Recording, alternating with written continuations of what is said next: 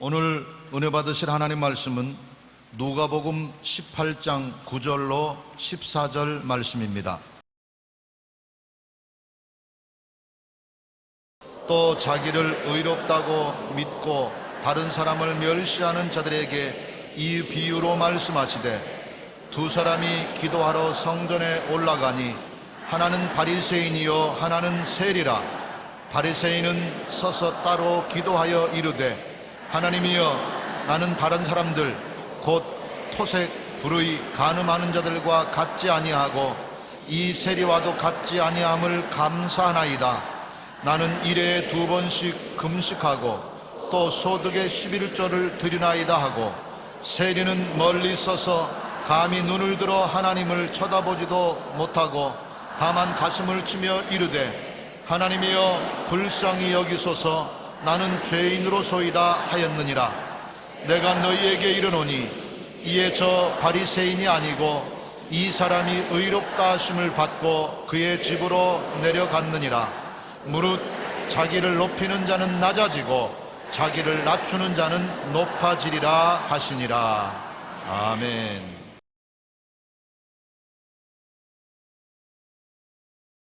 저는 오늘 여러분과 함께 십자가와 인간관계라는 제목으로 말씀을 나누겠습니다. 인간이 사는 세상에는 항상 갈등과 대결이 끊이지 않습니다. 에덴 동산에서부터 시작해서 이미 아담은 하와를 원망하고 하와는 아담을 원망하고 부부간에 갈등이 있었습니다. 그들이 낳은 가인과 아벨은 형제간의 갈등과 미움으로 말미암아 형 가인이 아벨을 쳐 죽이는 살인사건으로 번지게 된 것입니다.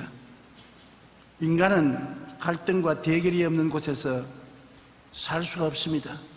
저는 많은 편지를 받고 있는데 그 편지에 보면 가정의 문제를 가지고 해결을 바라는 편지가 많습니다. 거기에 보면 부부간에 갈등과 대결이 있는 가정들이 너무나 많아요. 또 한 분은 말하기를 상당히 연애하면서 좋은 관계를 맺고 살 수 있다고 생각했는데 결혼을 하고 보니 다른 사람이 되어버리더라. 연애 걸 때야 잘 보이려고 온갖 아양을 다 뜨니까 모르지요. 결혼이란 실제 생활에 들어가니까 다른 사람이 되었다는 그런 글을 찍은 사람도 있습니다. 오직 갈등과 대결을 극복하고 용서와 사랑으로 살아갈 수 있는 길은 우리가 간절히 찾지 않으면 안 됩니다. 그 길이 다른 데 있지 않습니다. 예수님의 십자가 이외에는 우리의 갈등과 대결을 해결할 수 있는 길이 없습니다. 마르틴 부버는 너와 나라는 책에서 현대인의 인간관계를 3가지로 설명했는데, 첫째는 그것과 그것의 관계입니다. 비인격적으로 내가 이용의 상대로만 삼는 그것과 그것의 관계, 아주 냉정하고 사랑이 없고 이해가 없는 차가운 관계를 그것과 그것의 관계라고 말합니다. 또 둘째는 나와 그것의 관계인 것입니다. 상대방이 나를 물건처럼 이용해도 나는 끝까지 상대방을 인격적으로 대해주는 관계인데, 이 관계는 어설픈 관계로 오래가지 못합니다. 셋째 관계는 너와 나의 관계인 것입니다. 나도 당신을 인격적으로 대해주고 당신도 나를 인격적으로 대해주세요. 너와 나의 인격적인 관계, 이것이 인간으로서 가질 수 있는 가장 최선의 관계인데, 그 관계도 언제나 미움과 원한과 갈등이 들어와서 파괴하는 것입니다. 그러므로 이를 위해서 인간관계를 중매하고는 촉매자가 필요한데, 그 촉매자가 바로 영원한 너, 즉 예수 그리스도인 것입니다. 우리가 예수님을 통해서 서로를 바라볼 때 비로소 갈등과 대결을 극복하고 인격적으로 상대방을 바라보며 용서와 사랑으로 살아갈 수 있습니다. 우리가 첫째로 마음이 병든 사람이 어떠한 현상을 가지고 있는가를 알아보십시다. 마음에 병든 사람은 모든 것을 미움과 원한의 색안경을 쓰고 봅니다. 마음에 미움이 꽉 들어차고 원한이 꽉 들어차서 미움과 원한을 풀어놓지 않습니다. 미움과 원한이라는 색안경을 끼고 보니까 모든 사람이 부정적이고 비평적으로 보이며 악에 꽉 들어찬 말과 행동을 하게 되는 것입니다. 누가복음 6장 45절에 선한 사람은 마음에 쌓은 선에서 선을 내고 악한 자는 그 쌓은 악에서 악을 내나니 이는 마음에 가득한 것을 입으로 말합니다. 사람의 말을 들어보면 그 마음에 무엇이 있는지 알 수가 있는 것입니다. 마음에 선한 사람은 선한 말을 하는데 마음이 악한 사람은 미움과 원한과 부정적인 말을 합니다. 사람의 마음에서 나오는 것은 악한 생각, 곧 음란과 도둑질과 살인과 간음과 탐욕과 악독과 속임과 음탕과 질투와 비방과 교만과 우매함이라고 하는 것입니다. 이것이 타락한 사람들의 부패한 마음속에서 나오는 것입니다. 중국 북부의 한 마을에서 한 남자가 자신을 버린 부인에 대한 복수로 결혼식장에 폭탄을 가지고 와서 던졌습니다. 자기 부인도 그곳에 없고 자기 자식들도 없는데 괜히 나무 결혼식에 가서 폭탄을 내어 던졌습니다. 그러므로 그 폭탄으로 말미암아 수많은 사람이 죽었습니다. 우리나라에서도 지난 6월에 한 남자가 술을 마시고 자다가 갑자기 집을 나간 아내 생각에 화가 나서 밖으로 나가 자기 아내하고 닮은 여자가 지나가는 것을 잡아서 죽여버렸었습니다. 억울하게 그건 잡혀 죽였습니다. 악한 마음에서 일어나는 우발적인 행동인 것입니다. 최근 우리나라는 2008년 논현동 고시원의 방화 및 살인 사건을 비롯해서 자신의 분노와 화를 삭히지 못해 낯선 사람들에게 끔찍한 일을 저지르는 묻지마 살인이 너무나 많이 횡행하고 있습니다. 오늘날 사람들은 미움과 원한의 마음이 짓눌리면 모든 것을 색안경을 쓰고 보면서 부정적이고 비평적이며 악에 꽉 들어찬 생각과 말을 합니다. 심지어 살인과 같은 끔찍한 일을 저지르기도 하는 것입니다. 잠언서 14장 11절에 노하기를 속히 하는 자는 어리석은 일을 행하고 악한 계교를 꾀하는 자는 미움을 받느니라고 말씀하고 있습니다. 이해와 동정과 사랑하는 마음을 갖기 위해서는 우리가 예수님의 십자가를 가슴에 품고 성령님의 능력으로 변화를 받지 않고는 도저히 안 됩니다. 교훈을 하고 가르치고 부탁을 한다고 악한 마음이 변화되지 않습니다. 예수님이 들어오셔서 성령이 변화를 시켜줘야 되는 것입니다. 밥이 먹기 싫은 사람을 자꾸 밥 먹으라 한다고 먹어지나요? 배가 고프면 밥을 먹게 되는 것처럼 성령이 마음속에 변화되고 싶은 마음을 일으켜 주시고 변화의 능력을 주셔야 변화되는 것입니다. 갈라디아서 2장 20절에 내가 그리스도와 함께 십자가에 못 박였나니 그런즉 이제는 내가 사는 것이 아니요 오직 내 안에 그리스도께서 사시는 것이라. 이제 내가 육체 가운데 사는 것은 나를 사랑하사 나를 위하여 자기 자신을 버리신 하나님의 아들을 믿는 믿음에서 사는 것이다. 그러므로 내 힘으로 안 되지 않습니까? 예수님과 함께 십자가에 못 박이고 예수님께서 내 안에 대신 사라지고 주인으로 앉아 있을 때 내가 변화된 삶을 살아갈 수 있는 것입니다. 2000년 전에 갈보리 십자가에 매달린 예수님은 성령을 통하여 오늘날 현재 이 자리에 내 마음속에 그 십자가의 고난과 부활을 연속하고 있는 것입니다. 여러분 마음속에 지금 성령으로 예수님이 십자가에 함께 못 박여 죽으시고 예수님과 함께 부활하는 역사를 일으키고 있는 것입니다. 이런 능력이 실제로 그리스도의 복음 안에 우리 속에 있는 것입니다. 러시아의 대문호인 톨스토이는 귀족 출신으로 부귀와 영화를 누리고 그의 작품으로 많은 갈채를 받았지만 늘 만족이 없었습니다. 세상의 부귀, 영화, 공명을 다 가지고도 마음에 늘 불안하고 고통스러웠었습니다. 그는 죄에 대한 공포와 불안한 마음으로 늘 부정적이고 비판적이었습니다. 그러나 그는 예수님을 만난 이후 나의 회심이란 책에서 이렇게 고백했습니다. 5년 전 나는 예수님을 나의 주님으로 모셨습니다. 그러자 나의 전생애가 변했습니다. 이전에 욕망하던 것을 욕망하지 않게 되었고 이전에 대수롭게 않게 보이던 것들이 이제는 중요한 것으로 보이게 되었습니다. 이와 같이 우리가 이해와 동정과 사랑의 마음을 갖기 위해서는 변화를 원해야 되는 것입니다. 나도 변화돼야 되겠다.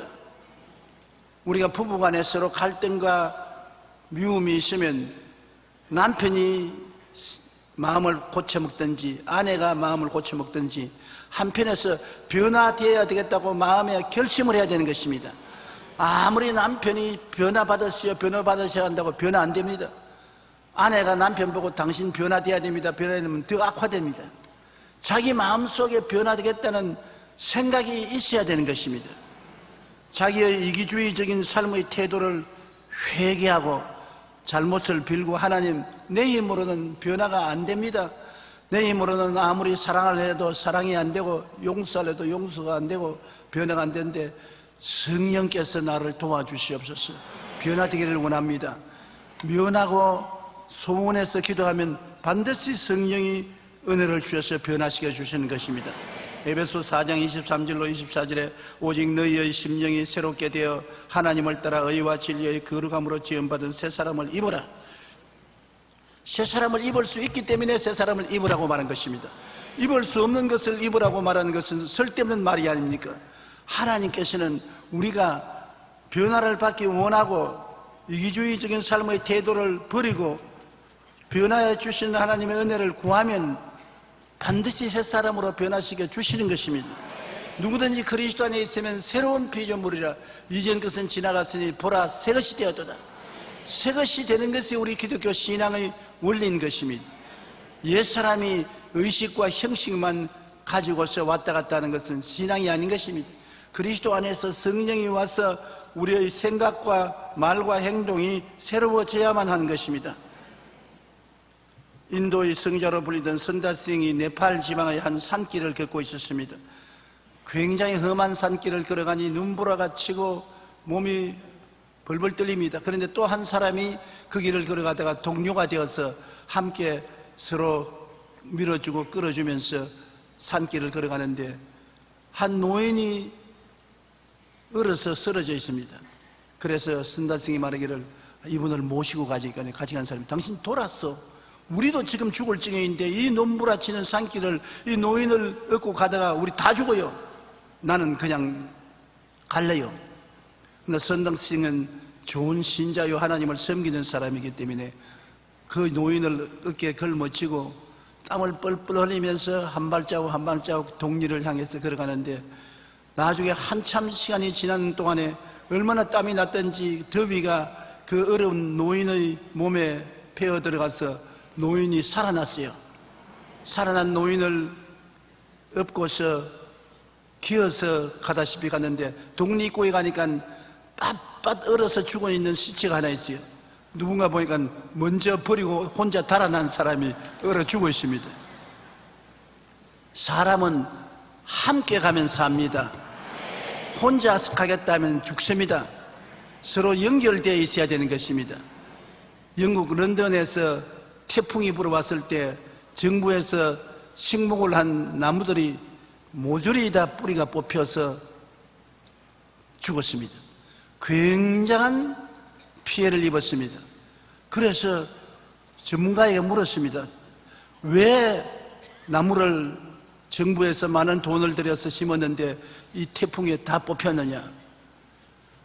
그러나 산에 총총히 심어있는 나무는 한 그루도 안 뽑혔습니다. 잘 되라고 거리를 두고서 심은 나무는 다 뽑혔는데 알아보니까 안 뽑힌 나무는 총총 심어 놓아서 보기는 좋지 않지만 뿌리가 서로 연결이 되어서 바람이 불어도 네 뿌리 내 뿌리가 잡고 있으니까 안 움직였어요. 그러나 잘 되라고 멀리 심어 놓은 나무는 뿌리가 서로 엉키지 않았기 때문에 자기 뿌리만 의지하니까 바람이 부니까 싹 빠지고 넘어지고 말았었어요. 우리 인생도 잘나거나 못하거나 우리의 삶이 뿌리처럼 엉켜야 되는 것입니다. 우리 왜 교회에 이렇게 모이는 것입니까? 내 혼자 예수 믿어도 믿을 수 있는데 시험과 환난을 당하면 쓰러집니다. 그러나 한두 사람 모이면은 서로 뿌리가 연결되어서 서로 밀어주고 붙들어주며 넘어지지 않습니다. 이러기 때문에 불완전한 사람이라도 두세 사람 사랑으로 하나가 되어 살아야지 혼자 살면 넘어지고 부러지고 불행을 닦고 마는 것입니다. 우리가 이해와 동정과 사랑의 마음으로 함께 잘 살기 위해서는 먼저 자기의 이기주의적인 삶의 태도를 버려야만 되는 것입니다. 둘째로 병든 마음을 가진 사람은 자기를 뒤돌아보고 자기만 정의롭고 이웃은 악하다고 정죄를 합니다.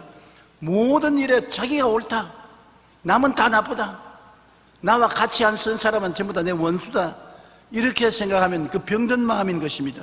너희 중 죄 없는 자가 먼저 돌로 치라는 예수님의 말씀을 한번 들어보십시다.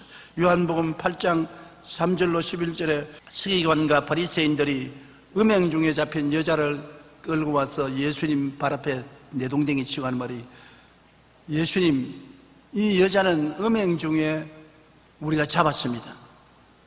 모세의 율법에는 행음하는 자는 잡아서 돌로 쳐 죽이라고 했는데 당신은 어떻게 하겠습니까? 자꾸 묻습니다.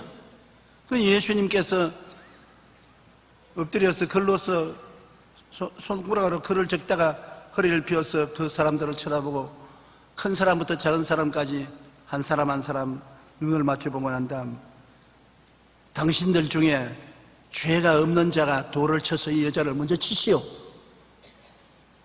그러고 난 다음에 허리를 굽혀 또 손가락으로 적기 시작했습니다. 뭘 적었다고 말은 안 하지만 쉽게 추측할 수 있습니다. 주님이 적은 것은 십계명을 적었다고 확신합니다. 그런데 돌을 치려고 손에 돌을 쥐고 온 그 사람들이 예수님 어깨너머로 적는 것을 보니까 십계명을 적는데 모두 다 양심의 가책을 느꼈습니다. 왜냐하면 자기가 돌을 들어 여자를 치고 난 다음에는 예수님이 그 돌을 들고 자기를 쳐도 어찌할 도리가 없습니다.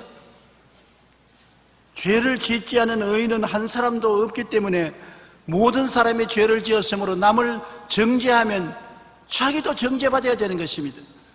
한두 사람 돌멩이를 버려두고 설머시 빠져서 다 나가버리고 난 다음 한참 만에 예수님이 허리를 펴서 보니 아무도 없습니다. 예수님께서 이 여자를 보고, 여자여, 너를 정죄하는 자가 어디 있느냐? 대답하되, 예수님, 없나이다. 그러니 주님께서, 나도 너를 정죄하지 않으니 집에 가서 죄 잊지 말라. 주님은 정죄하기 위해서 오지 않았습니다.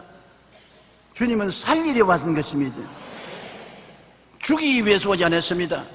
우리는 너무 이웃을 정죄하고 죽입니다. 짓밟습니다. 예수님은 죽이지 않고 짓밟지 않고 어찌하든지 용서와 사랑을 해서 살리려고 하는 것입니다. 도적이 오는 것은 도적질하고 죽이고 멸망시키는 것뿐이요, 내가 온 것은 양으로 생명을 얻게 하되 더 풍성히 얻게 하려 왔다고 말씀한 것입니다. 마귀는 나쁜 마귀지만 예수님은 좋은 예수님이신 것입니다. 남을 정죄하는 사람은 마귀와 연합되어서 남을 정죄합니다. 남을 살리려고 하는 사람은 예수님의 마음을 가진 사람인 것입니다. 그러므로 우리는 예수님의 말씀 꼭 귀에 들여서 기억해야 되는 것입니다. 어떤 바리새인과 세리에 대한 이야기를 오늘 여러분 성경을 읽었지요. 누가복음 18장 9절로 14절, 자기를 의롭다고 믿고 있는 바리새인이 성전에 기도하러 갔습니다. 돈을 많이 떼먹고 죄를 지은 세리도 같이 기도하러 왔습니다. 바리새 교인은 앞에 서서 가슴을 펴고, 하나님, 날 좀 보십시오. 나는 일주일에 2번씩 금식하고 나는 세상 죄인들처럼 죄를 짓지 않고 올바르게 삽니다. 지금 저 기도하는 저 세리와 같이 남의 돈 횡령하지 아니하고 더럽게 인생을 살지 않고 깨끗하고 의롭게 살았습니다. 그런데 세리는 하나님 앞에 엎드려 고개를 들지 못하고, 하나님 아버지, 나는 죄인입니다. 나를 불쌍히 여기시옵소서. 나를 살려주시옵소서 기도를 했습니다. 예수님께서 물으시기를, 이 두 사람 중에 누가 하나님 앞에 의롭다함을 입었겠느냐? 세리는 정죄를 받아야 할 것인데 주님께서 저들이 기도를 마치고 나갈 때 바리새인보다도 이 세리가 하나님 앞에 더 의롭다함을 입고 나갔다고 말하는 것입니다. 자기를 높이는 자는 낮아지겠고 자기를 낮추는 자는 높아지라고 말씀하는 것입니다. 그렇기 때문에 우리는 자기가 의롭고 거룩하고 참되게 살았다고 할지라도 하나님 눈으로 볼 때는 죄투성입니다. 자기가 자기를 보니까 의롭게 보지요. 죄를 알지도 못한 하나님 보실 때는 죄투성인 것입니다. 우리의 힘으로 아무리 노력하고 애써도 죄에서 해방될 수 없습니다. 예수님께서 우리의 죄를 짊어지고 십자가에서 처참하게 심판받았지 않습니까? 우리 죄가 그만치 무서운 것입니다. 하나님께서 우리 죄를 그냥 용서할 수 없어요. 죄의 값은 사망으로 심판을 받아야 되는데 예수님이 대신 심판을 받고 피를 흘려 우리 죄를 짊어지고 누구든지 저를 믿으면 용서와 의를 주시는데, 의롭다는 말이 무슨 말입니까? 우리 세상에는 그냥 의로운 생각과 말과 행동하는 사람으로 보는데, 성경대로 하나님 앞에 의롭다는 말은 평생에 한 번도 죄를 안 지은 상태를 의롭다고 말하는 것입니다. 죄 많은 우리가 예수를 믿으면 하나님 앞에 평생에 한 번도 죄를 안 지은 사람처럼 취급을 해주는 것입니다. 그게 진짜 의미다. 조금이라도 죄가 있으면 의롭지 못합니다. 그러니 하나님의 은혜가 얼마나 큽니까? 예수님을 믿고 나오면 여러분 한평생 한 번도 죄를 안 지은 사람처럼 하나님이 취급을 해주시고, 그리고 하나님 앞에 부끄럼 없이 설 수 있는 자격을 주시는 것입니다. 죄가 있으면 부끄럽지 않습니까? 부끄럼 없는 자격을 갖고 하나님 앞에 설 수 있는 사람이 의로운 사람인 것입니다. 오늘날 그러한 의로움을 얻는 것은 사람의 힘으로 안 되는 것입니다. 예수님의 보혈밖에는 없는 것입니다. 그러므로 나의 죄를 씻기는 예수의 피밖에 없네. 다시 정케되기도 예수의 피밖에 없네. 예수님의 피 이외에는 우리를 의롭게 할 능력이 없는 것입니다. 로마서 13장 8절로 10절에 피차 사랑의 빛 외에는 아무에게든지 아무 빛도 지지 말라. 남을 사랑하는 자는 율법을 다 이루었느니라. 간음하지 말라, 살인하지 말라, 도둑질하지 말라, 탐내지 말라 한 것과 그 외 다른 계명이 있을지라도 내 이웃을 내 자신과 같이 사랑하라 하신 그 말씀 가운데 다 들었느니라. 사랑은 이웃에게 악을 행하지 아니하나니 그러므로 사랑은 율법의 완성이니라. 사랑이 제일입니다. 내가 무슨 일을 하더라도 사랑이 없으면 하나님 앞에 효과가 없습니다. 하나님은 사랑을 제일로 느끼시는 것입니다. 하나님이 세상을 이처럼 사랑하사 독생자를 주셨지 않습니까? 예수님이 우리를 이처럼 사랑하사 우리 죄를 짊어지고 몸짓고 피 흘려 십자가에 죽으시지 않습니까? 예수를 믿고 하나님의 자녀가 된 사람은 하나님의 성품인 사랑을 가지고 살아야 되는 것입니다. 사랑은 남을 해치지 않습니다.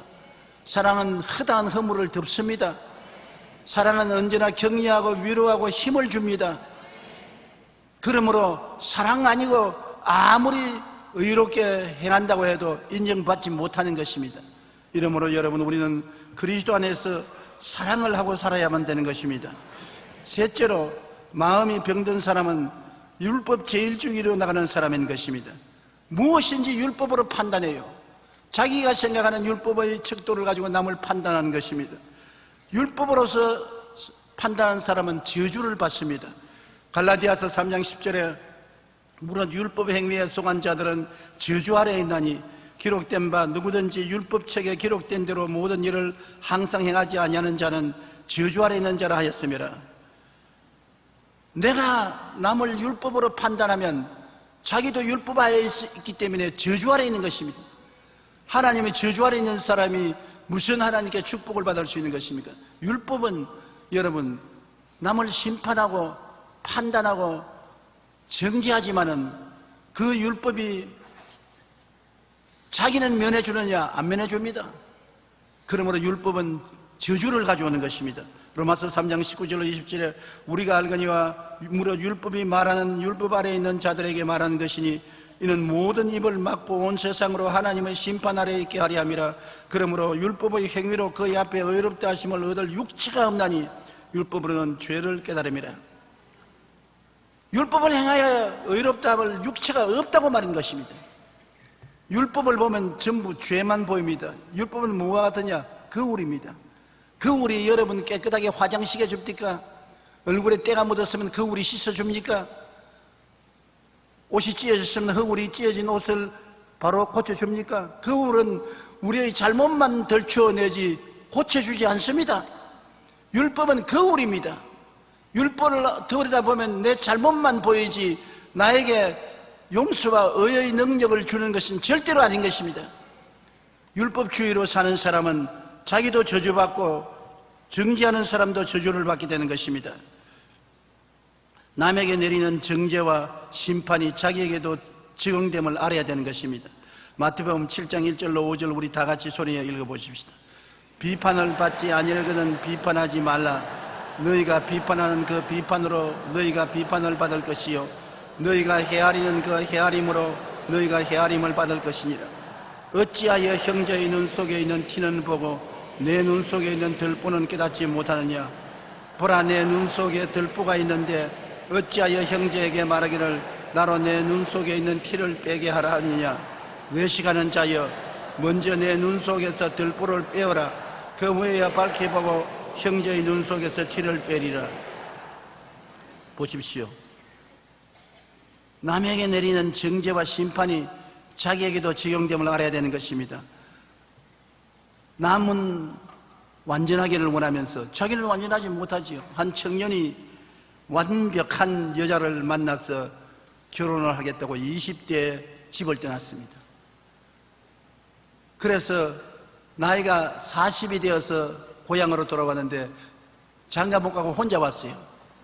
그래서 사람들이 물었습니다. 너 완전한 여자 만나서 결혼하겠다고 고향을 떠나서 객지로 20년을 다니다가 왔는데 아직 왜 결혼 못했냐? 완전한 여자를 찾지 못했냐? 그러니까 완전한 여자를 여러 명 찾아보기는 찾아봤습니다. 그럼 왜 결혼 못했냐? 내가 완전한 여자라고 찾으니까 그 여자도 완전한 남자를 찾고 있습니다. 그러니 내가 좋아해도 그 여자가 내가 완전하지 못하니까 자격이 없다고 내가 낙제를 먹었습니다. 이 청년처럼 내가 다른 사람을 완전하기를 원하면 다른 사람은 나로 완전한 사람이 되기를 원하는 것입니다. 그럼 완전한 사람이 누가 있나요? 그러면 어떻게 할까요? 우리 모두 다 용서와 이해와 동정이 필요합니다. 나도 다른 사람을 용서하고 이해하고 동정해야 되고 또 다른 사람에게 용서와 이해와 동정을 받아야 되는 것입니다. 그래서 우리가 사랑 안에서 하나가 되어서 살아갈 수 있는 것입니다. 완전한 사람을 찾으면 이 세상에 아무도 없습니다. 넷째로 마음이 병든 사람은 긍정적이고 건설적인 충고를 거부합니다. 건설적인 충고를 미워하고 거부합니다. 아무리 좋은 말을 해줘도 안 듣습니다. 자기 말만 하고 자기 고집만 부리고 자기만 옳다 하고 안 들어요. 잠언서 12장 15절에 미련한 자는 자기 행위를 바른 줄로 여기나 지혜로운 자는 권고를 듣느니라 했는데 병든 마음을 가진 사람은 아무리 권고해도 권고를 듣지 않습니다. 자기가 제일입니다. 그리고 어떠한 권고를 해도 오히려 미워하는 것입니다. 잠언서 27장 5절로 6절에 면책은 숨은 사랑보다 나으니라. 친구의 아픈 책망은 충직으로 말미암는 것이나 원수의 잦은 입맞춤은 거짓에서 난 것이라. 가장 이 세상에 어려운 것은 주위에 있는 어떠한 친구를 사귀고 있느냐 문제인 것입니다. 부하나 친구가 아부를 하고 자꾸 부정적인 말로서 귀에 속삭이는 사람을 가지고 있으면 절대로 바로 서지 못합니다. 정확하게 말을 보고해줘야 되고 귀에 듣기 좋은 말만 갖다 주면은 올바른 판단을 할 수가 없는 것입니다. 오늘날 많은 문제는 주위에 아부꾼들만 모아놓고 그들의 말에 기울이기 때문에 문제가 생기는 것입니다. 내게 아부하는 사람만이 말만 듣고 충고하는 사람의 말은 안 듣습니다. 그래서 잘못된 길을 가게 되는 것입니다. 잠언서 17장 4절에 악을 행하는 자는 사악한 입술이 하는 말을 잘 듣고 거짓말을 하는 자는 악한 혀가 하는 말에 귀를 기울인다. 사악한 입술의 말을 잘 듣는 거짓말은 악한 혀가 하는 말에 귀를 기울이는 사람이 거짓된 사람인 것입니다. 콜로새서 3장 22절로 23절에 종들아 모든 일에 육신의 상전들에게 순종하되 사람을 기쁘게 하는 자같이 눈가림만 하지 말고 오직 주를 두려워하여 성실한 마음으로 하라. 무슨 일을 하든지 마음을 다하여 주께 하듯 하고 사람에게 하지 마라. 눈가림만 하고 아부를 하지 말고 주님 앞에서 정직하고 성실한 마음으로 하듯 그렇게 하라는 것입니다. 아부는 제일 처음 듣기에는 좋은 것 같으나 나중에 독이 꽉 들어차 있습니다. 진실하고 정직하고 참된 이야기에 귀를 기울여야 돼요. 우리가 세상을 살면서 진실한 말을 가장 잘해줄 사람이 가정의 아내인 것입니다. 아내는 남편에게 진실한 말을 하지 아부하지 않습니다. 남편은 아내에게 진실한 이야기하지 아부하지 않습니다. 잘 못 낳는데도 이웃 사람은 잘났다, 제일 미인이다, 참 맵세 좋다, 그 말은 굉장히 듣기 좋지요. 남편은 너무 잘난 체 하지 마라, 별로 잘나지 못했다, 겸손하고 온유한 마음을 가지라, 듣기 싫지요. 저도 지금까지 살아오면서 뒤를 돌아보면 내게 와서 아부하는 것은 귀가 듣기가 좋습니다. 그런데 내게 와서 참말을 하는 사람은 나쁜 놈, 지는 이런 마음이 생기니까 고약하지 않습니까? 사람이 세월이 흘러가고 나이를 먹으면은 말을 들을 때 아부하는 말도 듣고 참말을 하는 말도 듣고 잘 듣고 난 다음 올바른 판단을 해야지, 자기가 올바른 판단을 내리지 아니하고 아부한 말만, 귀에 듣기 좋은 말만 따라가고 싫은 말, 충고하는 말은 미워한다면 수렁에 빠지는 것입니다. 오늘날 판단을 잘못하는 사람들 굉장히 인생에 고달픈 삶을 살게 되는 것입니다. 미움과 원한과 대결의 쓴물을 달게 할 도리가 없습니다. 예수님만이 하나님과 인간의 원수된 관계를 청산하고 인간과 인간관계 모리의 미움, 분노를 중화시키는 십자가의 능력을 나타낼 수 있는 것입니다. 모세가 수르광야에서 쓴물을 나무가지를 던져 달게 한 것처럼 예수님의 십자가를 우리 쓴물이 가득한 마음에 끌어안고 던지면 쓴물이 달아지는 것입니다. 예수님의 십자가 이외에는 우리가 용서와 의와 사랑으로 달라질 힘이 없습니다. 주님의 십자가를 나도 지고 인생을 사는 길만이 새로운 삶을 살아갈 수가 있는 것입니다. 힘으로도 능으로도 되지 않고 예수님의 십자가로 말미암아 되는 것입니다. 저는 용혜원 님의 누군가 행복할 수 있다면이라는 시를 읽고 마음에 큰 위로를 받은 적이 있습니다. 한번 들어보십시오. 나로 인해 누군가 행복할 수 있다면 그 얼마나 놀라운 축복입니까? 내가 해준 말 한마디 때문에, 내가 준 작은 선물 때문에, 내가 베푼 작은 친절 때문에, 내가 감사한 작은 일들 때문에 누군가 행복할 수 있다면 우리는 이 땅에 살아갈 의미가 있습니다. 나의 작은 미소 때문에, 내가 나눈 작은 봉사 때문에, 내가 나눈 사랑 때문에, 내가 함께 해준 작은 일 때문에 누군가 기뻐할 수 있다면 내일을 소망하며 살아갈 가치가 있습니다. 우리는 예수님의 십자가 사랑 안에서 작은 예수로서 그 사랑을 실천하고 따를 때 용서하고 사랑하며 살아갈 수가 있는 것입니다. 병든 마음을 그대로 내버려 놓지 마십시오. 마음의 미움과 원한을 반드시 달게 만들어야 되는 것입니다.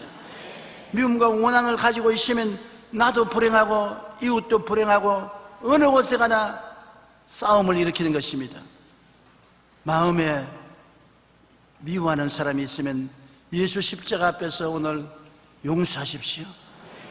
원한을 가진 사람이 있으면 예수님 앞에서 오늘 이 시간에 다 잊어버리십시오.